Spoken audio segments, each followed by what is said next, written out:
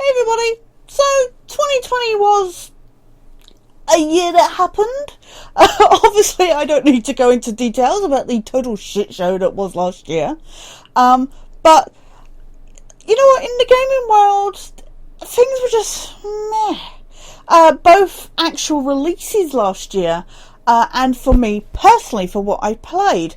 But I didn't realise really until I was going back through my list of what I played in the year, that actually I enjoyed a lot of the stuff that I played. Now, of course, I was catching up on a lot of stuff from previous years, and just I tinkered a lot with played a lot of indie titles, which I found way more rewarding than the AAA fare that was released.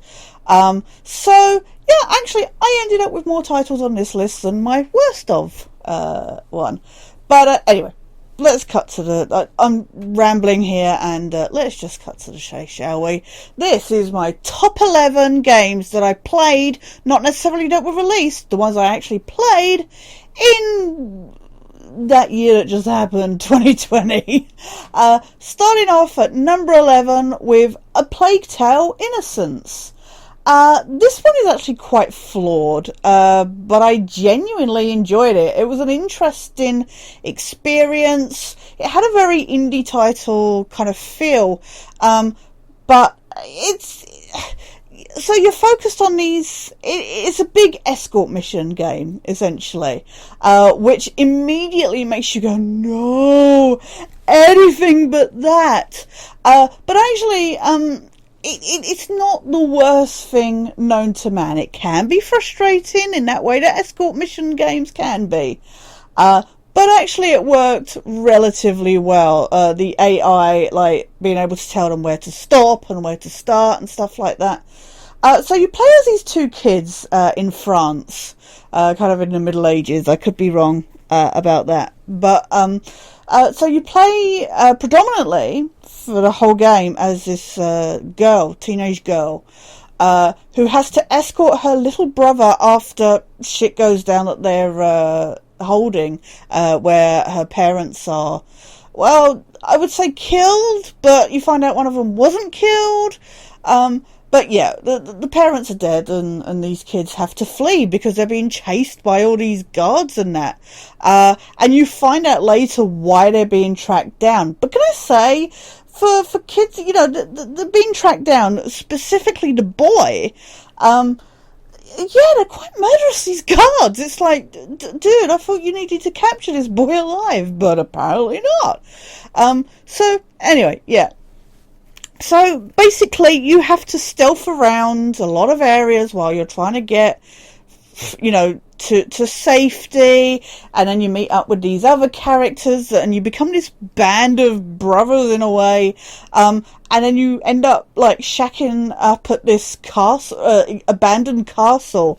That stuff, that is where the game I felt really dragged, and I didn't find as entertaining everything at the castle, when you're having to set up these lanterns and stuff like that. But the thing I haven't touched on that is the big part of this game are these rat hordes, these ravenous hordes of killer rats that will just, if they're scared of the light. So again, classic stealth game trope. But yet these hordes of rats are just terrifying to behold. These swirling masses. If you go into dark areas, they will swarm you and chew you down to the bone within like that. And that is genuinely terrifying, even as somebody who loves rats. I mean, obviously, you know, tame ones are different to wild ones, but yeah, no, it's genuinely creepy, and they're really well animated and stuff like that. Sometimes it looks a bit like under low resolution kind of thing, but in a title like this you don't really care. It's genuinely creepy. So you have to stealth around these sections, not only because of the guards, but also making sure, you know, you're staying in lit areas, etc. It was genuinely a fun experience, and the voice acting is a little and there is a section where you get to play as the brother. And I don't know what it is about games recently that have had a level where you've kind of had to play as the little kid. Of course, Resident Evil 2 had it with Sherry Birkin. It seems to be a thing lately where they're just like, oh, let's let you play as the little vulnerable kid. You know, you've gained all these skills and stuff like that. But anyway, I'm not going to spoil the ending or stuff like that. It was fun. And in a year where needed that escapism, it was nice to have a decent stealth game. Felt a little Assassin's Creed-y, classic Assassin's Creed at times. I just don't pay a lot for it. I picked it up relatively cheap. Don't pay a lot for it, but if you get a chance, and it's a relatively short game, if you get a chance, check it out. At number 10, we have... I just can't even believe this made it onto the list. It is Animal Crossing New Horizons on the Nintendo Switch. Yeah, so this, I have to preface, this is so not my type of game. I don't really play these types of games. These open-ended, like, farming simulators and things like Stardew Valley and those kind of games where you live an extra, second life in a way, and just do tasks day to day and upkeep your land, etc. This is not my type of game. Even though it has a story mode, that is not the main focus of this game. And I think its longevity, the fact that it has regular updates and stuff like that, is kudos to Nintendo for continuing its life with seasonal updates, etc. But even though I can sit here and say this is not my type of game, it is exceptionally flawed in the multiplayer side of things, because of course Nintendo, it does this whole thing of go visit your friends' islands, help them pick fruit, pick this, do this, that and the other, share the experience together. But it is so badly handled in that aspect, because you can't do much. You go to your friend's island, you walk around.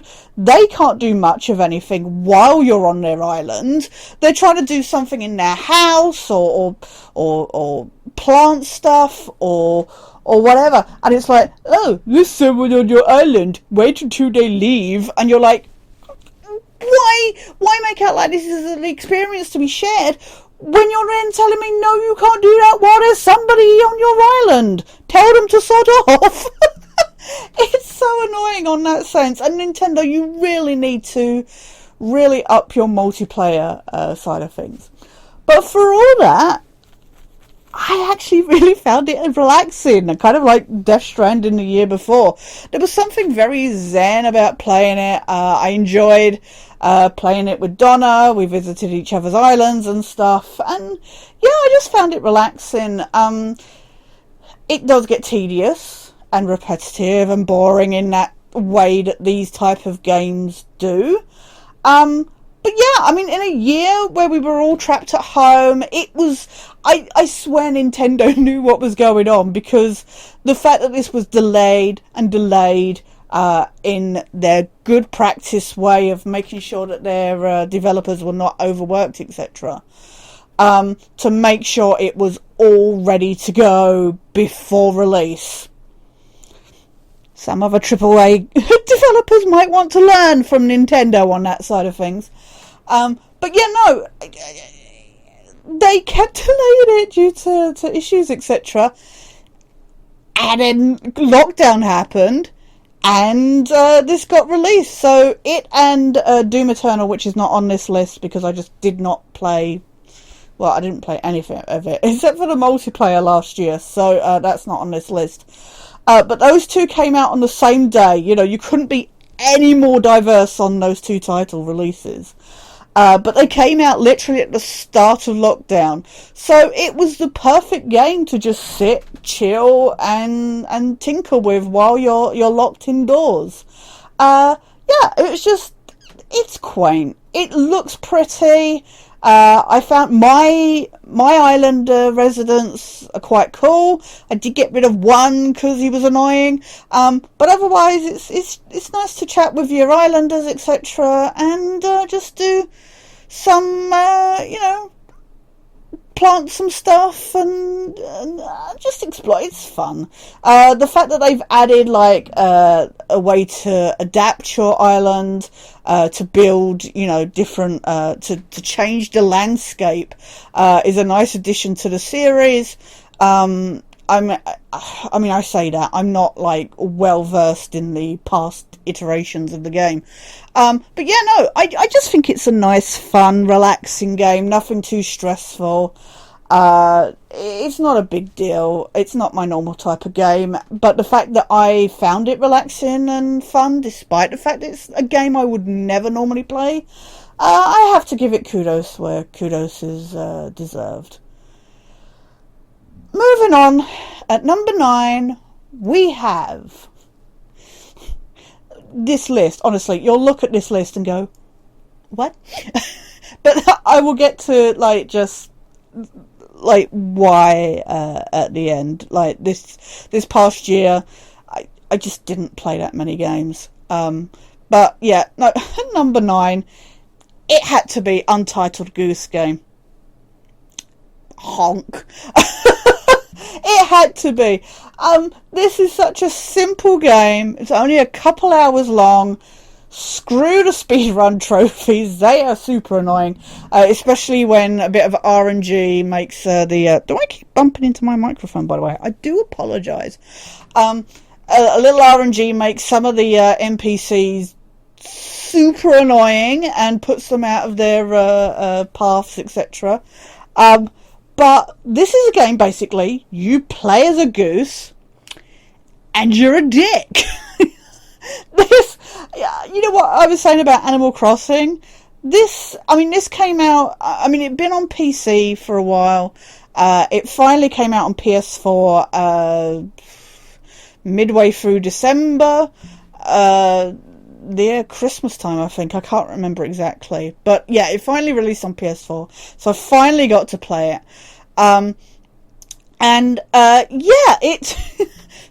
You play as this goose, and you have to do these tasks like collecting things and getting through these very little areas that you would think would be really easy to do. But like I say, some of them can be really frustrating. But yeah, you're a jerk, and at a time where we were trapped at home, we were looking for things to do, we were not being able to hit out and do stuff, etc. It was fun to just play this and kind of just mess with everything and be a jerk. And we play these games where we're so used to being the good guy and doing all the heroic stuff. And it was just fun to just kick back and be an absolute knob to all these poor villagers and just go around honking and waving your wings and everybody and really pissing them off. It was fun. It's a good piece of escapism. I really like the art style. There's something very old postcardy about it. It's just silly. It's fun. And I can't believe they've added co-op now. I've not played the co-op mode yet, but I can imagine that being hilarious. Just the two of you just making life hell for these villagers. It's just silly. And it's fun. And I do recommend it. Again, it's only a couple hours. Don't pay much for it. But I recommend it. And I'm curious to see what the developers will do next with the with their style and expertise. At number 8, we have Thomas Was Alone. Now, you would look at this and go, what? This isn't a game. It's just blocks. But it's a really fun puzzle game. And I know I'm saying fun a lot, but genuinely all the games on this list, you would look at and very quickly, and I would very quickly normally put down. But I found so much entertainment in this. And it's just a fun little puzzle game. And it's talking about these blocks, and it's like kind of coding and them trying to break out of the coding of the game, etc. And it's just, it's a silly little puzzle game with very basic and minimalistic graphics. And you would think, okay, but actually each shape has its own character. And as sad as it is, you come away genuinely feeling for these characters. You go through with them through these different levels, having to rely on each other as, you know, they start to interact and stuff. I love the narration as well. But yeah, you really get a feel for these characters. They're just geometric shapes, like, you know, squares and oblongs and slightly longer oblongs. It's so silly, and like I say, you look at the footage and you're just like, did Tash actually go mad in lockdown? And to be fair, yes, I did. But the thing is no, I just, it's not amazing. It's very simple. There's not much to say about it. But honestly, this is worth like £5. I highly recommend it. It's just a nice little puzzle game that actually got me stumped at times, especially later on. I do not think much of the DLCs. They're more of the same, but with different characters and abilities. But I never really felt it went as far as it could have. I felt like with some of the DLCs, they were trying more of a more difficult kind of, not Super Meat Boy, but that kind of feel at times. So yeah, it's just a good puzzle game. And yeah, it's not that long. It's not that hard. But if you're after a simple, I keep saying simple, and that's not fair to the game, but it is. If you're just after a quick little puzzle game to play, to pass the time, especially at the moment while we are still, you know, in lockdown and hiding away kind of thing, then yeah, give it a chance. Don't judge this book by its cover, because I did. It kept turning up in the sales. I avoided it because I was just like, but I played it and I enjoyed it. So yeah, definitely recommend that. At number 7 though, we have The Turing Test. This one was actually recommended to me by Malcolm, who knows I love Portal, and was like, it's like Portal, and it is. And the Talos principle, which I have mentioned in the past, that I really enjoyed, but I felt got a little up its own arse. The Turing Test gets a little predictable, and it is essentially like you're following this one character who's on this space station, and going around and having to do these puzzles, very Portal Test-esque, while you've got this AI talking to you in a very HAL 9000 kind of way, and you're like, oh, I see where this ending is going, and it pretty much plays out the way you expect it. But the tests themselves, I'm gonna have to say the word again, sorry, they're a lot of fun and very, very difficult at times as you get later on, but otherwise it was so nice to play another Portal game. Anything that feels like Portal definitely gets a thumbs up from me. Unfortunately, it doesn't have the personality of, say, GLaDOS, which I think is where a lot of these Portal clones fail. They don't have the fun, narcissistic and you know, kind of masochistic kind of character as GLaDOS, which I think takes away from those games and makes them just fall slightly short. But yeah, the puzzles were a lot of fun. There's a lot of mechanics that you're used to if you've played other similar puzzle games. But but yeah, I genuinely found it a lot of fun, especially at the end when you get kind of a bit OP and you're using these cameras and teleporting and stuff like that. The story is predictable, but mechanics-wise, I highly recommend you give the Turing test a go, especially if you like those kind of... I say Portal because that is the obvious inspiration here. But, you know, games like The Witness, etc., if you like those kind of games, then this is definitely one to pass the time. Again, not a long game, but I felt it was a relatively fair length game.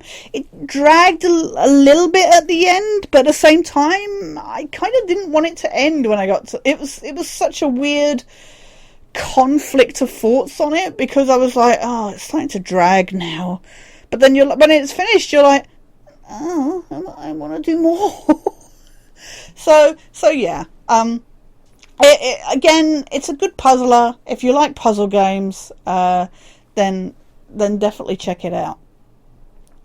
At number 6, we have a very different kind of game, but another indie title, actually. It is Last Day of June. I actually didn't know anything about this game. I was watching a top 10 list, and they mentioned about it being an emotional story game. And I was like, okay. And then it turned up in the sale on PS4.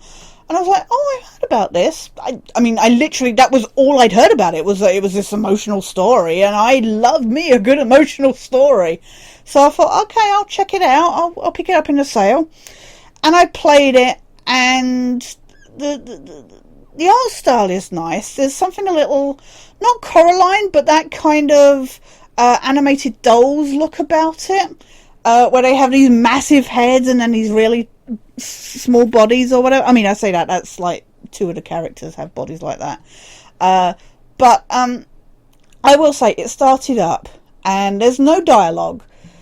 So it's just these characters making these accentuated kind of sounds like, oh, ah, oh, and stuff like that. And I was just like, oh no, what have I done? I've wasted my money.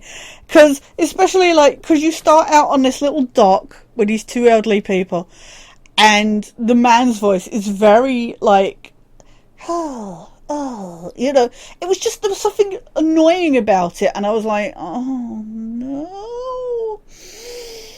And then you get into the story.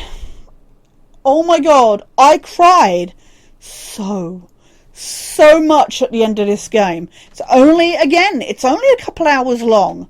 But I really don't want to talk too much about it, if I'm honest. One, because I'll just ramble as I've done with every other game. But I don't want to give too much away.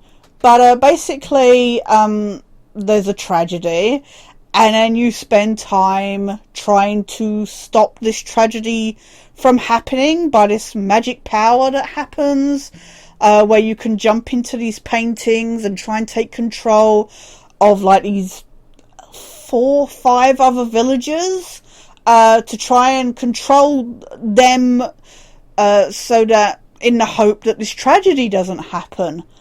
And you're basically seeing that actually no matter what you do, you can't change stuff. And it's just heartbreaking to see this character go through this over and over again with this like building frustration. And as like time and reality starts to break apart as they're desperately trying to fix things, it got me right here, without question, without the use of language. And we've seen this before. I mean, we've seen this like in say movies like Up. But I can't remember the game I've mentioned before that did this kind of thing really well. With just the use of music and not even really much like facial features, expressions, but just the music and the sound effects, the sound design in this is really good. Yeah, it just genuinely it was amazing how without words, how engaged I was in that story, and how wrapped up in that world. This very tiny village where these villagers that all know each other and have all these quirks, etc. I have serious issues with the guy with the shotgun, he stressed me the hell out, running around shooting everywhere. But yeah, no, seriously, if you want to cry, if you want a story-based game, there's no hand-holding here. Half the time you don't know what you need to be doing. You're walking around this village trying to solve these puzzles. And sometimes it's not always obvious what you need to be doing with the certain characters. But yeah, no, if you want a very story-focused game that's gonna make you cry at the end quite a lot, then I do recommend this game. Like I say, not very long, and I definitely recommend when it's on sale, as a result, because you want to get your money's worth. I know I feel bad because I've said that pretty much for all the games I've said so far, getting them on sale, but because they are these smaller titles, they're smaller titles that have a massive impact, if that makes sense. So they are definitely worth checking out. And like I say, I went in knowing nothing about this game. I'd never even heard of it before, and I'm so glad that I just heard about it on this one video, this one passing comment, and I'm glad that I took the plunge and purchased it, because I feel better. Well, not better, but I feel more fulfilled for having played it. So yeah, that was the last day of June. But at number 5 we have the Stanley Parable. This game is actually one that at the time of recording this, I haven't uploaded. I did a full series playing the game, going through its different endings. I haven't uploaded those videos as of the time of recording this. But yeah, I played this the summer of last year. I started it and then finished it off end of the year through to start January of this year. I originally played this demo years ago. The demo for this game was released, and it was amazing. It was so funny, and I really wanted to play it, so I bought it and stuff, and I was like, right, I'll get round to it. But then I had a computer that I couldn't capture footage on, and I really wanted to do it as a first impressions video back before it was known as Gaming Disabled. I wanted to do a first impressions video, but I couldn't capture the footage. So I put off playing the game.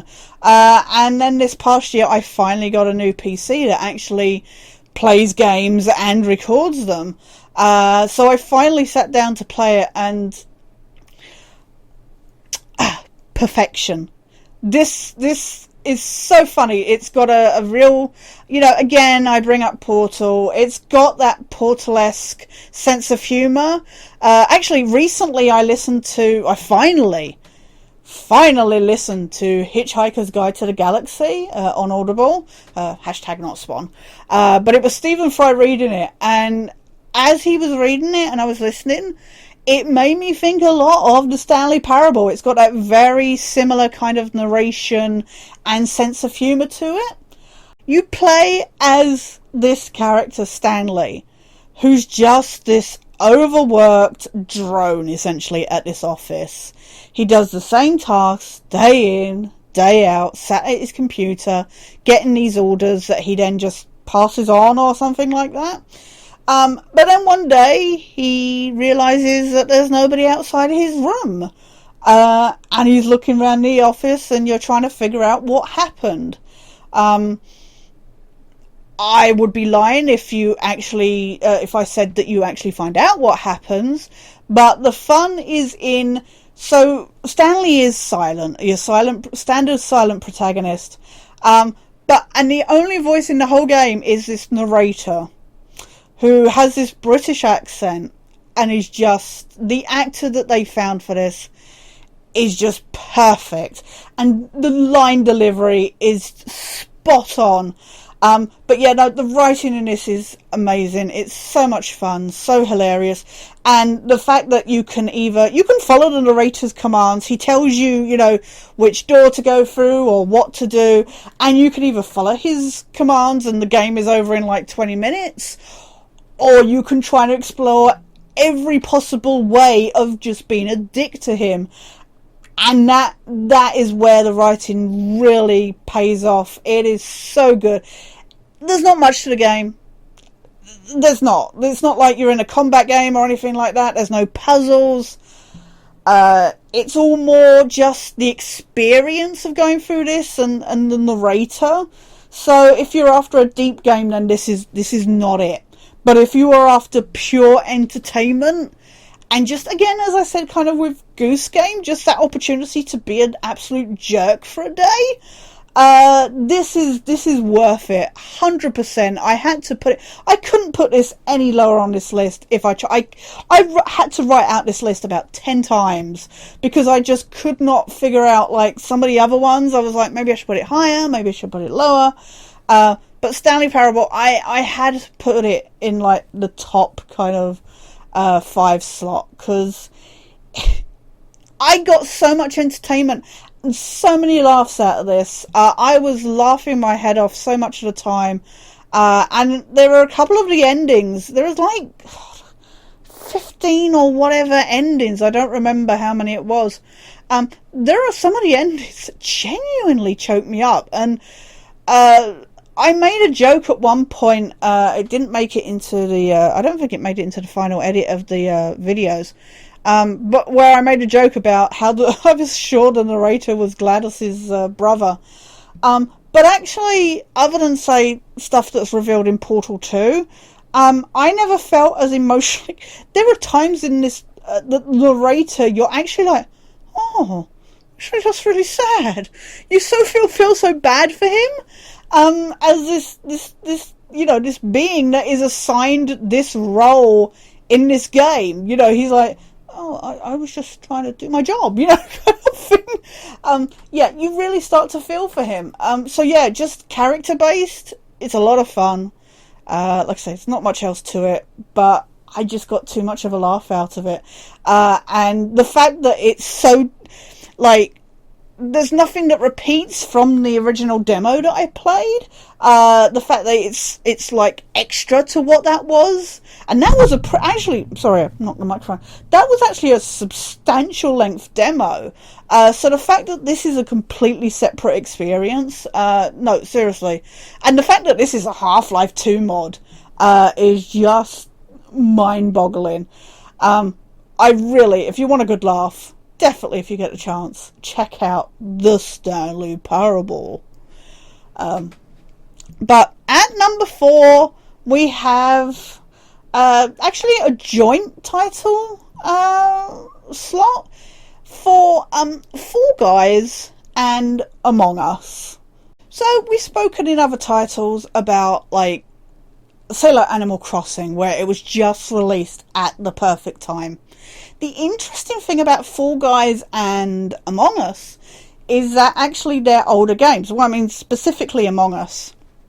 It's from actually 2018.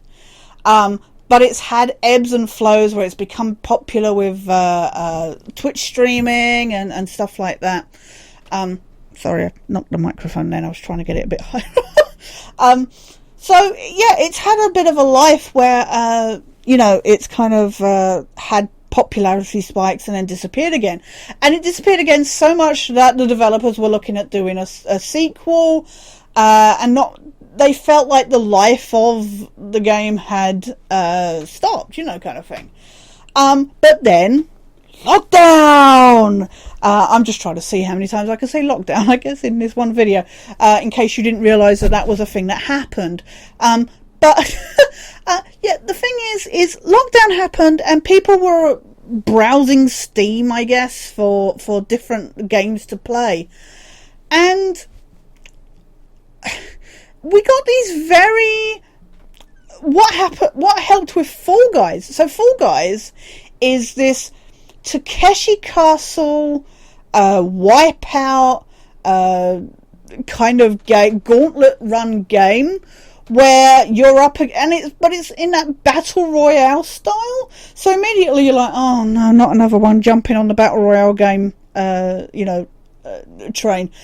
But so it takes that gauntlet run style of like game show and battle royale and smushes it to, oh my god, my poor microphone, sorry, and smushes it together into the microphone. That's totally what happens. That's, my description. Can you imagine on the poster, smushes two things into your microphone? Anyway, sorry. So it smushes these two things together with these jelly beans, very vibrantly coloured, and pits you against, like, oh God, how many? I can't remember. Is it 70 players? I can't remember, actually. It's been a while since I played it now. I don't remember. It pits you against, no, I think it's 50. No, it's 50. Sorry. It pits you against 49 other players. And you got to go through like 5 different game rounds. And you got to be the last bean standing. Now you can be in teams with your friends, like you can be in a lobby together, but actually once you're in the game, and that was the one thing I didn't like about this game in a social aspect, because games like Fortnite, etc., they let you do like team ups against other teams kind of thing, and then you want to be the last team standing. Fall Guys doesn't let you do that, so actually you end up in the game, and then you're still against your buddies. Now you could say, oh, you're still trying to be, the last people standing kind of thing. But I'm sorry, if I'm in a group with, say, Malcolm, Jane, Donna, or whatever, screw them. I want to win. So, yeah, I did feel it fell a little bit on that sense.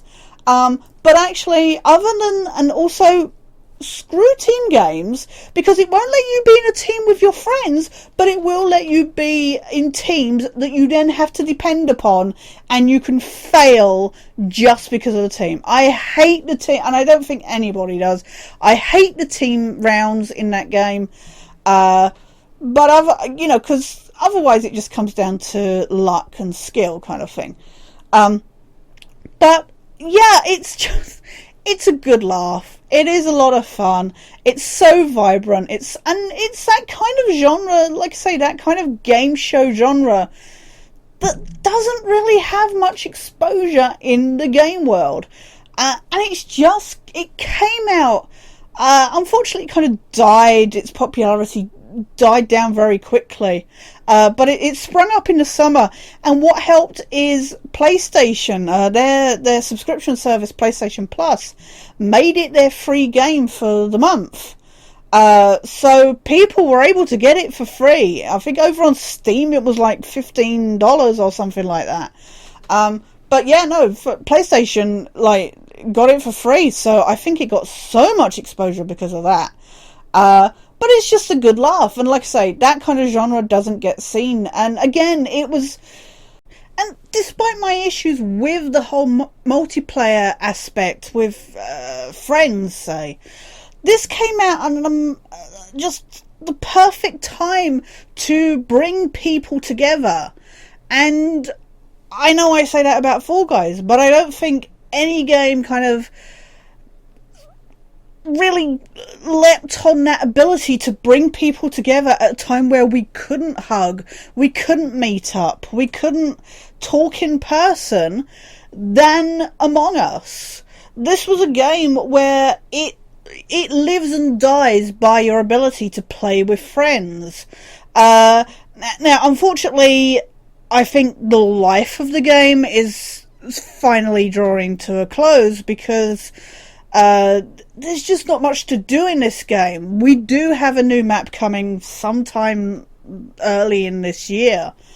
But at the moment, there's only 3 maps. And the amazing thing about this game is that you can play across platforms. It's not restricted to just, say, PC. It's now come out on Nintendo Switch. But even better is you can play it on mobile devices. and you can play, like I say, across platforms. So you get given a room code, and, you know, you can all join in regardless of the tech that you have. But the problem is a lot of, say, the mods that have given the game a lot more longevity are only available on the PC version. So if you want to play with some of the mods with your friends that can only play on, say, mobile or tablet, you got no chance. And that's the sad thing with things like proximity chat mod or stuff like that. And, you know, the community is trying to find new ways to exploit the game to create new modes, but they're not being given any kind of official backing to go across these different platforms. And let's be honest, public servers are the worst. You either get your people that think they know everything because they've watched Corpse Husband and Jacksepticeye and Sykkuno, etc., streaming it. You know, they've seen a few videos, so they think they know every little thing. They don't. Or you get the morons that are just there to cause havoc. They'll just, like, randomly call an emergency meeting and call out a colour and see if everybody goes along with it. And then, of course, you get the weirdos who are just on there to spam like crazy. I mean, I was playing with Malcolm, and somebody called in a meeting at the beginning, and I just went, "Anybody got dick pics?" It's like, I mean, for some, it's probably an emergency meeting worthy a call, but whatever.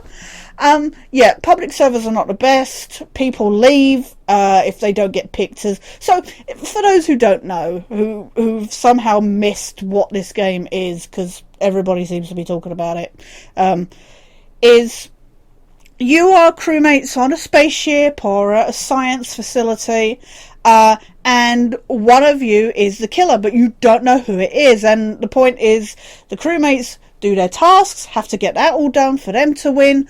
The imposter kills everybody, or just turns everybody against each other, so they kill each other, you know, boot each other out, kind of thing. It's a fun detective kind of game, basically. It's like Clue. It's like a version of Clue in a way, but with your friends. And you learn. Unfortunately, I am a bad liar. Everybody knows this, and I suck as the imposter as a result. You do start to know how good some of your friends are at lying. It's a little unsettling, but yeah, that's where the main fun of the game. It's a very social experience. The game, not much to it. Completely acknowledge that. But as a, you know, I hate that whole, "Oh, this game is a lot more fun with friends." I normally hate that in that Ubisoft kind of excuse that they use to half-ass their games. But bear in mind, this was made by 3 people. I think they've got a good reason to not, like, have this massive sprawling world with lots of stuff to do. But yeah, no, normally I hate that line. I hate that line of, you know, fun with friends. But this game is so much fun. I've managed to play with people that I normally wouldn't get to play with.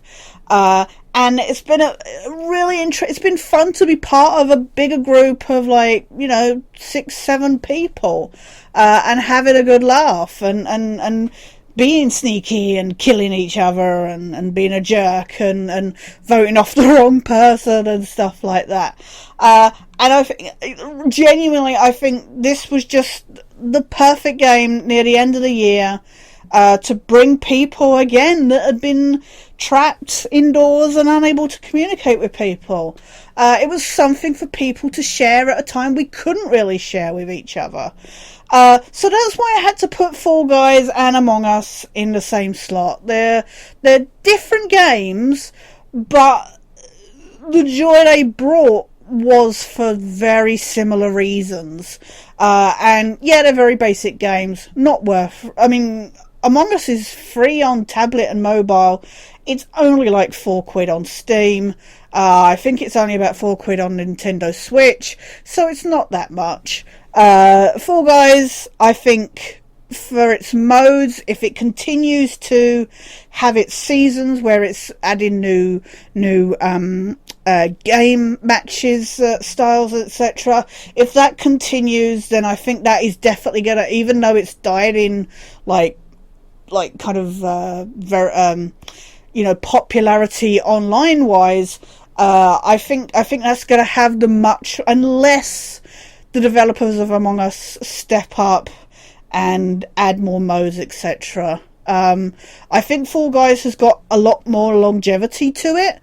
But yeah, I think they're very basic games, but there's just a fun, very arcadey in a way, and both very different art styles, both really nice art styles. Among Us especially is very simple, simplistic, but it just suits the style of game that it is, etc. So yeah, I had to put them both on the list, and I've put them on this high because genuinely I've had a lot of fun, a lot of sessions, having a good laugh and being stressed, etc. In both games. So yeah, that's Fall Guys and Among Us, and I promise to stop talking about them now. But at number 3, we have, I never thought this would be on the list, The Walking Dead Saints and Sinners, a VR title that was out on PC for a while, took a little while coming to PlayStation VR, but I finally got to play it, and this was just... unfortunately, the Walking Dead Onslaught just didn't learn what made Saints and Sinners such a fun experience. But trying to... can I just say, one, why doesn't it have a run button? I'm still sticking to that. But yeah, no, I just... The experience of trying to get through these towns in New Orleans... and taking out these walkers with all sorts of melee weapons and different durability weapons, and I mean, I say weapons as mainly it's like things to hand, like a broken piece of mirror or a screwdriver, etc. But there's something very cathartic when the PSVR actually detects what you're doing. There's something very cathartic that's stabbing them in the head or whacking them and stuff like that. It's genuinely a lot of fun. Very tense atmosphere. And yeah, it's fun to go around these very different areas. And it's got to feel, the graphics wise, it feels like you're in a Telltale game in a way. There's just something very slightly cel shaded about it. So it feels like you're in one of the Telltale Walking Dead games. But at the same time, it's so... it's just, when you're near the walkers, etc., can be genuinely scary at times, and like I say, very stressful. I just found this an all-round entertaining experience that I'm just sad that they didn't continue with Onslaught, because even though that had the benefit of having the characters from the show in it and comics, it just didn't get the full charm of Saints and Sinners. The story is a little threadbare at times, I will say. But otherwise, genuinely, it was a fun VR experience, a very fulfilling VR experience, which, especially on, say, the PSVR, can be a little difficult to find at times. But I spent a lot of time in this game, having a lot of fun, working out my muscles with bending. A lot of the mechanics, like with the backpack and pulling that over and that, feels very fulfilling. Like just motion wise, etc. I just really enjoyed it. So yeah, it's probably not everybody's cup of tea, But if you're after a good zombie scary game VR title, I really recommend The Walking Dead Saints and Sinners. At number 2, though, we have, and we're getting near the end now, and I am a little tired. I do apologise. This video has gone on way too long, and I've waffled quite unfulfillingly, but let's get these last 2 done, shall we? At number 2, we have got A Boy and His Blob. Yes, it's another indie title, okay? This is actually a remaster of an old NES game that I never knew of. I might have heard the title when I was a kid in passing, but I certainly don't really remember it. And I certainly don't remember ever seeing gameplay of it. I didn't even know about this NES title until I went looking on YouTube for some help with a couple of trophies for the main game. But yeah, no, this is a remaster, fully remade from the ground up. And it's done in this amazing art style. It's a classic platformer, where you use this. You're playing as this boy, this titular boy. Should have just called him Kratos' son. So you play as this boy, and he has this space alien marshmallowy blob that can transform into different items, and you get a selection. You only actually get given the ones that you need per level. You gain more as the game progresses through different levels, but yeah, you only get access. So I will say, I think it would have been good to maybe given you a full wheel with the different abilities on, so that then you did have to think about what you had to use, because otherwise you just go, well, I've used that one, I haven't used that one, so I must need to. So when you're trying to puzzle out what, I think that would make it a lot better puzzle wise. But yeah, no, you only get given the abilities that you need for that level. And it could be things like, say, a jack where the blob can lift up levels, or an anvil where you have to drop it on an enemy's head. There's the bowling ball that you can use to either bowl over enemies, or there's other uses for it. There's something very Glover in that aspect about it.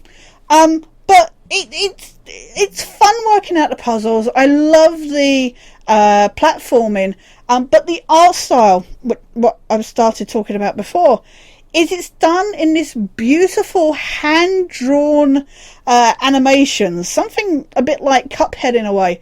But it looks, I don't know why, it just made me very reminiscent of the old Flash games. I don't know if it was like the solid colour, palette of it or something. But just visually it made me think of the old Flash games. But the animations and that, they're so lovingly done. It was amazing. It was such a fun experience, and it was so nostalgic in that kind of, like I say, going back to that old Mario platformer style of game that, we don't get much now unless they're indie titles. But yeah, just visually it was beautiful. I love the mechanics. As it got harder, the last few levels were tedious and frustrating, and I felt it went on a little too long, and the ending is really, really abrupt, and I was like, oh okay. But otherwise it was so cute, so nice, and so entertaining. This is the kind of game that you could play with your kids. It's certainly one I'd love to show to my godson at some point. It's that kind of thing where you could sit and either be nostalgic, with kids or whatever, or watch them play it. It's a very family-friendly romp, and yeah, it was just quite quaint and enjoyable. So yeah, I can't not put this high up on the list. There's there was something very, I had a hat in time last year, and essentially A Boy and His Blob was this year's A Hat in Time for me. It was just that entertaining.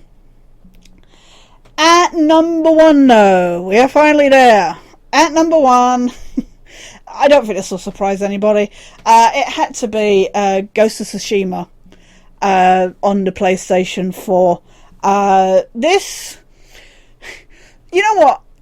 So this was developed by Sucker Punch, who brought us the Infamous series, and oh god, what else did they bring us? Anyway, the Infamous games.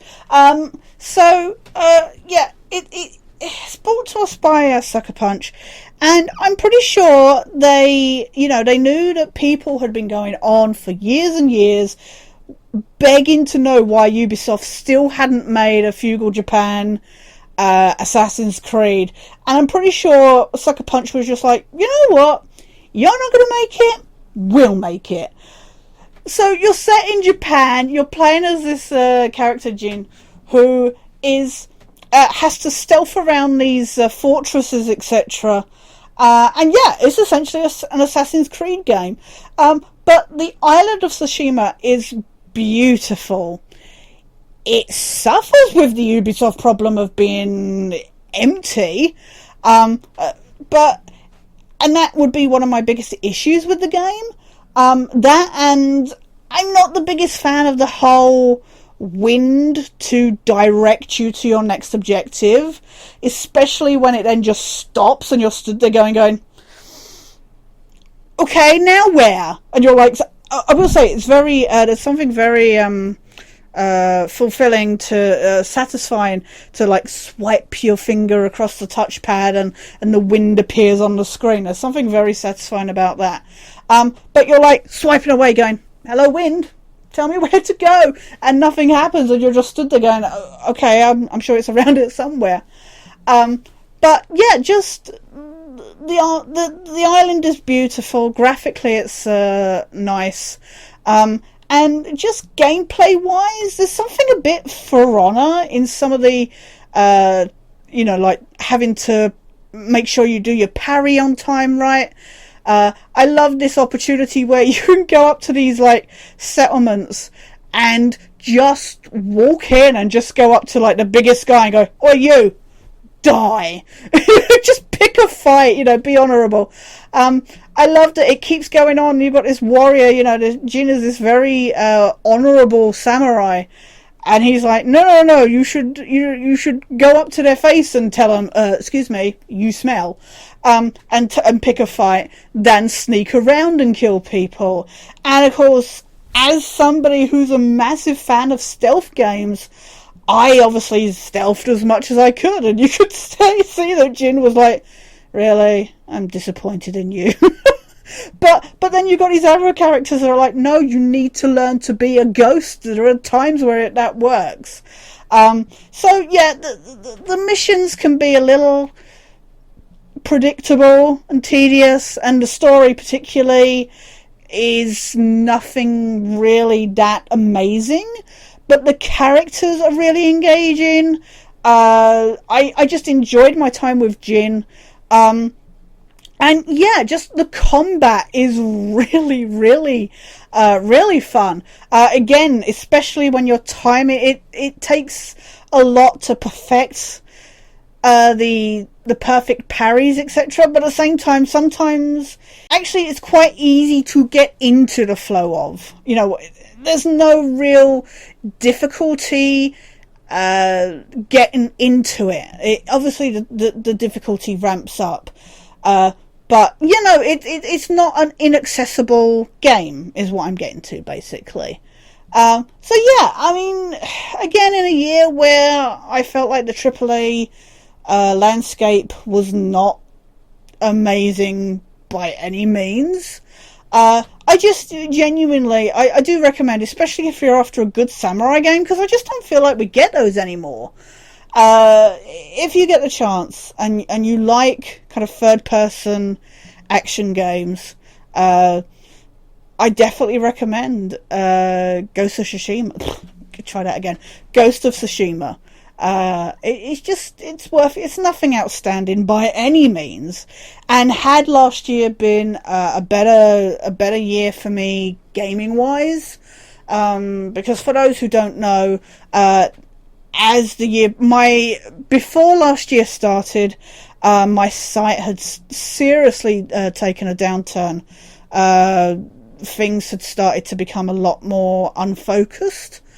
And unfortunately, as the year progressed, my site just deteriorated even more, to the point where it now looks like I'm looking through soap. And I only have the one eye use anyway. So the fact that it's become, and that's sadly why this actually might be my last best of video, as difficult as that is to say, because I've not played a game yet this year. Stanley Parable was easy to finish because you're not focusing on stuff, etc. You can just, walk through the office, etc., with no threats and no needing to quick time anything or that. I would love to think that, I'll go to the hospital and they'll find a way to fix the issue or whatever, that it's something simple like a cataract or whatever. But unfortunately, I think this might be otherwise, I might play a couple games, see how it goes. It depends what the titles are, and maybe I'll just do a list at the end of the year. If I can still see to edit the videos, maybe I'll do a video at the end of the year to talk about what I've played. But yeah, I think I played a lot less nearer the end of the year in 2020. So for a lot of people, they're probably like, well, why didn't you play more AAA games? Why are so many of these titles on this list tiny little indie titles? And that is pretty much because a lot of them I played earlier in the year. And some of them I was able to play because of their simplicity, because visually they were a lot easier for me to focus on, etc. So if you're not impressed by my list, I apologize. There is a reason. But at the same time, I stand by the fact, and you'll see from my worst of list, that actually a lot of the bigger titles just were mediocre and didn't do it for me. But thank you so much for watching, guys. I really, really appreciate it. There's no way to express fully how grateful I am for you to sticking by me, and putting up with these long ass videos where I ramble and apparently say the same word twice in a row. I would blame my head injuries and damaged language skills, but basically I'm tired, my throat's sore, and I'm getting a bit choked up, if I'm honest, at the thought of this being my last best of video. But no, thank you so much for watching. Please check out, I don't know, at this time I have not recorded my most disappointing list at the moment. So I do not know which way I'll upload them when I finally get them edited. But if you get a chance, go check out the most disappointing list when it's up, if it's not up already. Yeah, please take care, stay well, stay safe, and hopefully I'll see you somewhere down the line.